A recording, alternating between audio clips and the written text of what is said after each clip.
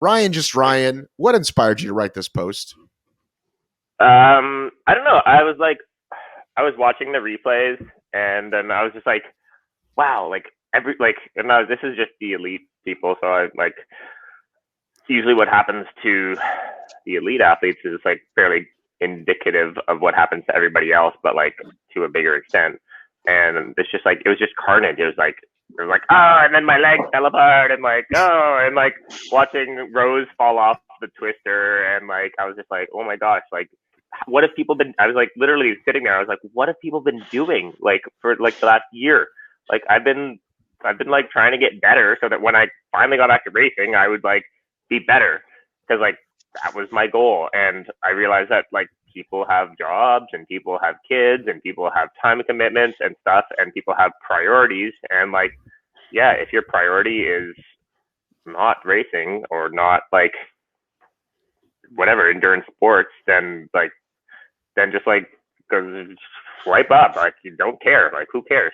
But like if that's what you want to do, and like you travel to Utah, you like, oh, I'm gonna run for 2 hours as hard as I can in the mountains, in 100-degree heat, then like that's hard to do, and like you can't just do that on like a whim and like a like desire. Yeah, so that's what like inspired me to write the post because yeah, I was just kind of taken aback at like how underprepared like 99% of the people were, and I just thought people would be more ready for that race. So Graham, we are creatures of self-preservation, right? Mm-hmm. Self-protection. Yep. We rationalize, right? Mm-hmm. We lose a job, we immediately start thinking why it was a good thing or a relationship. It's like that's human. However, we have, I feel like, leaned too far to the victim train in recent years. As someone that works with people on this kind of thing, what are your thoughts when you see that post, when you saw the responses? Yeah, so I suppose I'll talk more about the responses actually, because the responses were quite indicative of this thing called the human condition, right? We all go through shit basically every single day. Sometimes we react really well to it and it's really positive and it gives us loads of energy and really good endorphins and we feel freaking buzzed. Or we just have a Dunkin' first thing in the morning and we're unhappy on Instagram, right? So, so we all go through things every single day and we all have a choice about how we react to it. But the one that often challenges us the most is when it puts us into a place of uncertainty and we don't know how to cope or handle it. And all of us around the world have basically had one of those moments with this thing called COVID, because it's changed the whole script of how we see things every single day. And so looking through the reactions, what I see is a lot of reactions to, well, this thing I did before that really enjoyed and challenged me and pushed me and I could control how I was getting there. I've had this 16-month period where I've had to make different choices because the world's been forced upon me to look at it differently. And whether you ignore it or whether you lean into it or do those different things from there. So when I saw the responses, I was like, wow, here we go. This is where people are starting to get to the truth of themselves and what they're really, really looking at. Mm-hmm. And I think you can see, I've seen a real kind of divergence of people responding to the idea of COVID and what it's brought to their world. Lean into it, learn something new about and redraw the lines of how they go about their world, or camp into what they already know. So when they're faced with a race and they've missed a little beat of what it takes to be at their best performance, whether they're an elite like Ryan and all the other crew that we know in that sphere, or whether they're someone who goes out and a weekend warrior and loves doing the races, there's a little beat that they might have missed because those little nuances that get you to be really, really good might have been missed. And that's where the excuses can start to come from, because you can go, well, there was a reason or there was that. But is the reason that you didn't prepare? Is there a reason that that time away from the game has meant you go, well, okay, I'll get back into it and I'll just build up and go forwards from there, and you'll gain momentum again. But it just showed different responses to what this thing does to people when the world changes, basically. Well, I'd like to make it very personal, talk about ownership. And 2012 to 16, I DNF'd a whole bunch of races. 3 Spartan Ultras, a 100-mile point-to-point race, even a 50K that I decided to do one lap of and quit. And I went and did this race, and I wrote a whole blog about it, this race for the ages where I had all weekend to run around a track. That's not what's important. What's important is I made my goal of 100 miles. And when I pushed through that final, when I kept moving, even when I didn't want to, over and over and over again for fucking like almost 2 days, I realized where I had quit all the times before. That even though I had timed out, right, on these other races, I really had already quit somewhere else. It was a pretty massive life lesson for me. Like, wow, I really had already quit. But I told myself, oh, well, I was fine, but the time got me. I mean, I felt great, but somewhere along the way I quit before. And so that took me like 5 years to get that lesson. And it got me through a next level of like training and everything else. And that's what it takes sometimes, right? That's why DNFs are so great sometimes, right? Yeah. So I want to put it out there that I'm not standing on some mountain and say, everybody be the Buddha and always have immediate ownership of what you do. But it is very frustrating at all levels to see, not just on Ryan's post, but it's very rarely, it's hardly ever, man, I had a bad race, I'll do better next time. There's always 3 paragraphs, right? Right. Yeah. Yeah. I think that, like, I mean, the other thing is, like, yeah, Rhea jumped on and was like, oh, that's like such a privileged view. And like her comment really kind of caught me off guard because Rhea and I are friends and I respect her as a person and as an athlete. And I think she's awesome. And I think that, like, I was like not expecting that from her because, I mean, most people jump on and like they talk about from like their perspective. They're like, oh, I had a bad race. Whereas like, I think Rhea had pretty good races. And she was like trying to defend the single mom who, wasn't able to train because daycare got canceled during COVID. And she was trying to defend all these other people, which I think, like, ultimately there's a few things about that. Like, I think everybody is privileged. Everybody who's going to races is like pretty privileged. Also, privileged is like a new buzzword that like people just love to say, and it's like, okay, yeah, like we are privileged. I think everybody is like in different scenarios, and everybody has different levels of privilege. And I don't think if you like judge people based on like their situation, then you're always gonna be like divisive. And my new tact is like to try to find things that bring people together and like that you can like unite together with, instead of like trying to find things that divide people.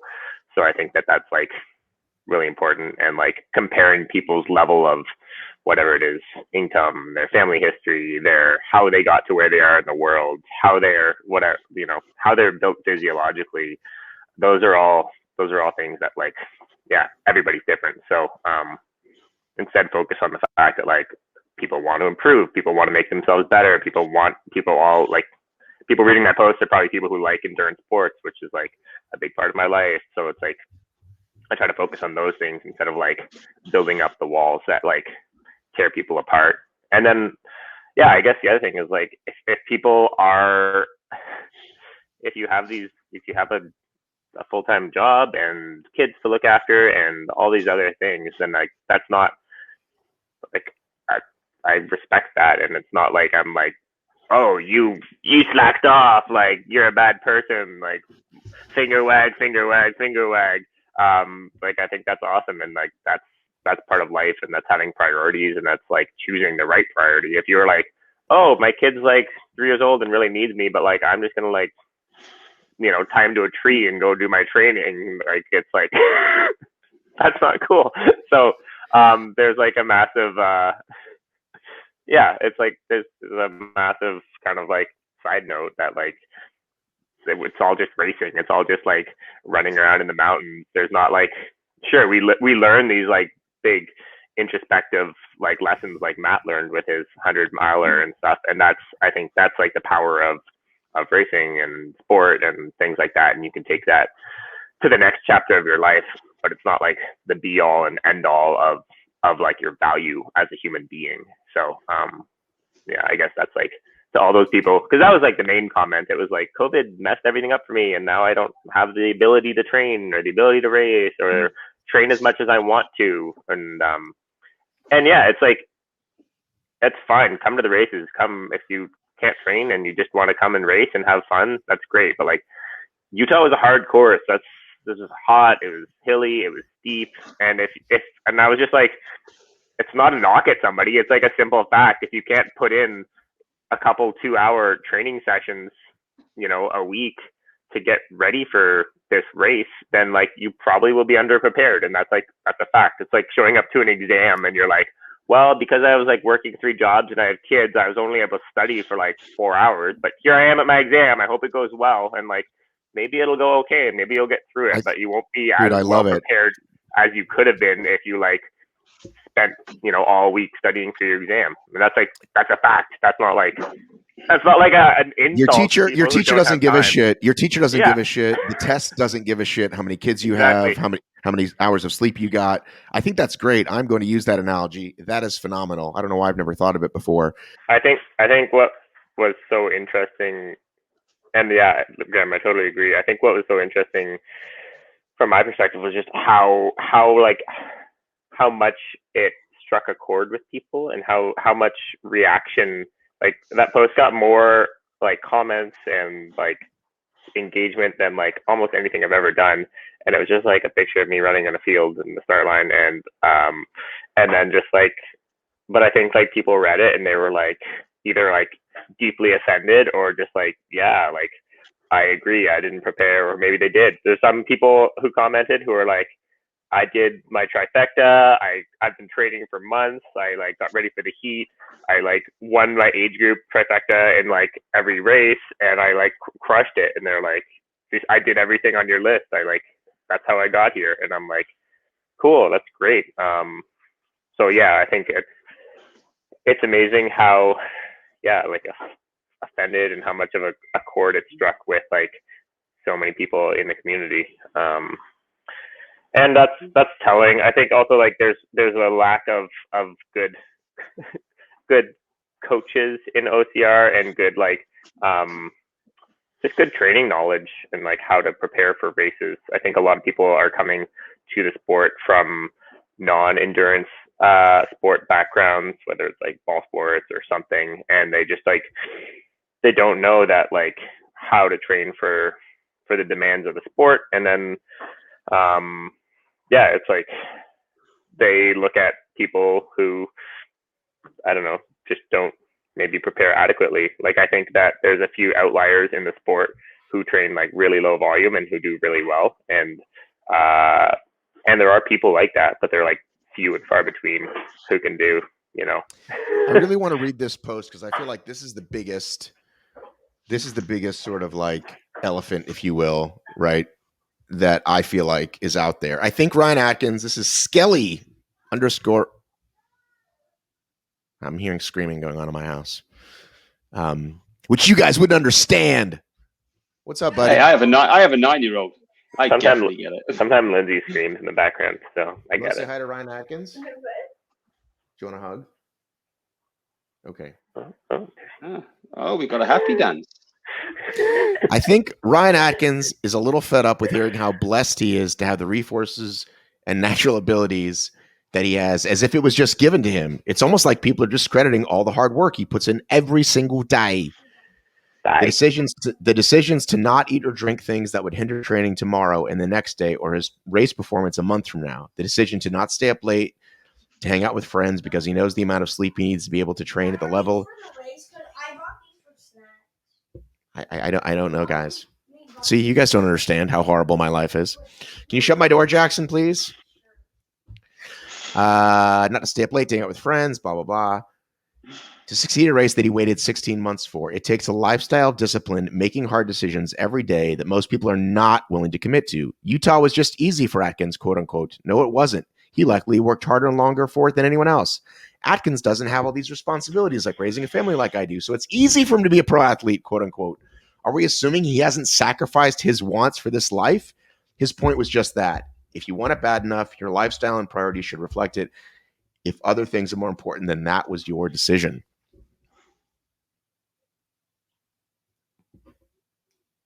Oh, you're muted. I think that person kind of hit the nail on the head. Yeah, everybody like has shit that happens and it goes on and distracts them and pulls them in different directions. And I think COVID has been literally hard for everybody. I think if you're I think few people have not few people, some people have profited from COVID and done better. Probably companies that make face masks have done very well.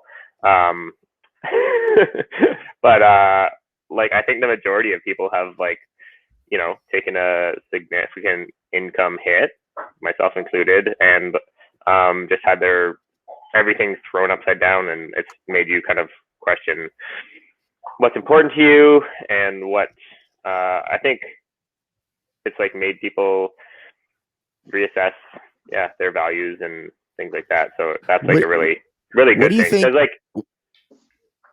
Go ahead. Well, no, I was going to say, Graham, what do you think happens to an athlete's salary when there is no sport to play? What do you think happens? Can I ask a better question? Sure. That might just give a little bit perspective, and let's see if Ryan will play a little bit. 16 months, Ryan. Would you say is the most difficult thing you've had to think through and work through over this whole disruption period? The hardest thing has been maintaining a positive mindset, I think, especially last year. I was talking to someone at the race, or maybe it was before the race, and they were like, "Oh, what were you doing last year?" And I was like, "I was training." Cause I thought I was racing. I thought I was racing in June. I thought I was racing in July. I thought I was racing in August. I thought I was racing in September. Literally every month, Spartan would be like, "Oh yeah, Big Bear, it's gonna happen. It's gonna happen this week. 2 weeks from now, the race is happening. People are there. They're on the ground." And then I'd be like, "Oh, getting deezed, working out, getting ready." And then it would be like, "Nope, it's canceled." And I'd be like literally, I've been crushing myself to get ready for these races. And then it was just weep, weep, weep, weep, weep. And then it'd be like, "Oh no, but a month from now, it's back on." So I'd be like, "Okay, refocus, get really excited." And that happened over and over and over and over again. So I didn't stop and be like, "Hey, I'm going to get a part-time job." If someone had been like, "Hey, guess what? You're not going to race for 16 months. I'd been like, "Great. I'm going to kind of put my training into a holding pattern, maintain fitness. I'm going to go and do something that I really want to do. Maybe I'm going to hike the Appalachian Trail, or maybe I'm going to, I don't know, maybe I'm going to get a part-time job doing something that I really want to do, whatever that might be, and kind of keep myself occupied and excited." But it was literally, and yeah, someone said this, imagine working whatever 40 hours a week doing your job and not getting paid for 16 months. That's basically what we went through, or getting paid less than half of what you normally get paid. So it's that was really hard. It was having your identity taken away, and then having little teases of normalcy dangled in front of you over and over and over. And thank goodness the Spartan Games happened, because that was it was finally something we were able to train for, something we were able to do. And big thanks to Spartan for putting that on and finally having an event that they were able to control and do safely and stuff like that. But yeah, that was the biggest challenge for me. It was just the on and off vacillation between races are happening and races aren't happening. And yeah, it's hard to say it's hard to, Matt's gone, so I'm just talking to Graham. It's hard to stay motivated during that and like excited and like I'm a pretty intrinsically motivated person, but I still like do take motivation from like the fact that, oh, there's a race coming up. I'm going to train for that, or I'm going to push extra hard through this last interval because like I know that I need to for this, for so-and-so. And yeah, that was tough. Lots of things were tough, but that was hard. And I know you've posted around this, around why you do what you do.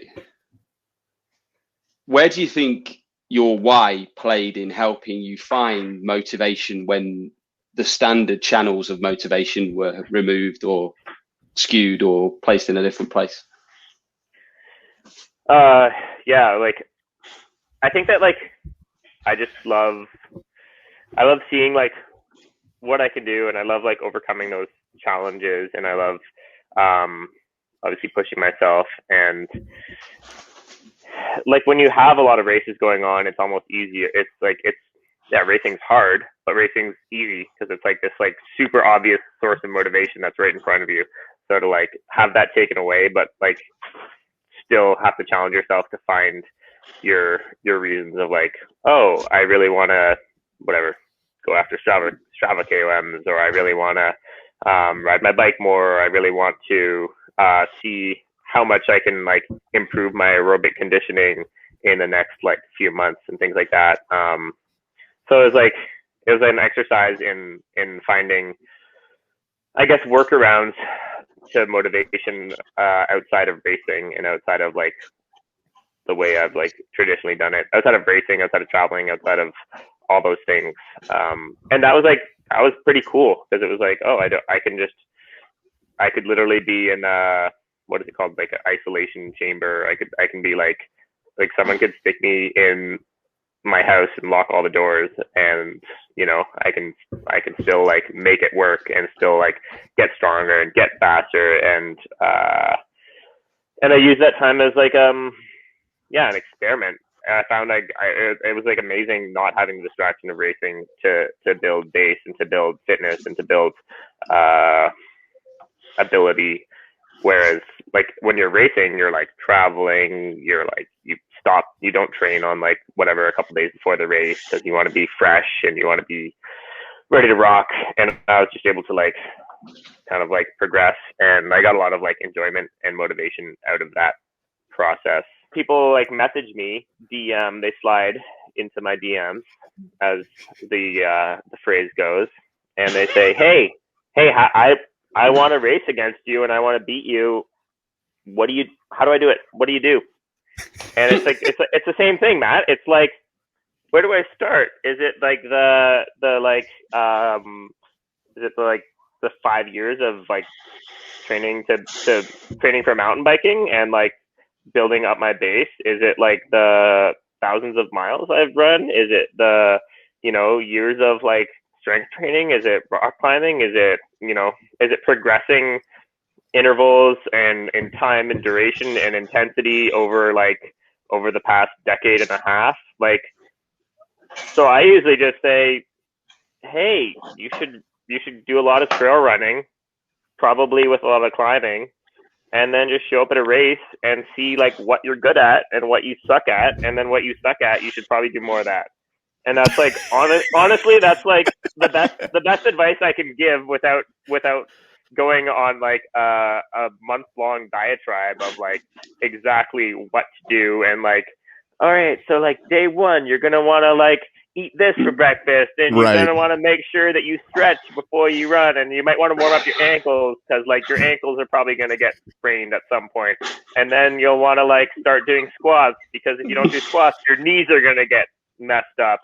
And if you don't do like side planks, then your core is going to be too weak, and then you might pull something else, or like there's like big picture. It's like, yeah, that's really easy. Run lots of trails, do hills, whatever. But there's like, that's like saying like a car is 4 wheels and a motor. It's like, yeah, it is. But there's like 2,000 other components that make everything else work. I think that like, so a lot of people so we've covered like all the comments except one. A lot of people are like, I cramped. My legs, they did that thing where they feel awful and they start hurting and I can't walk anymore. I cramped. So I was like, yeah, you know what?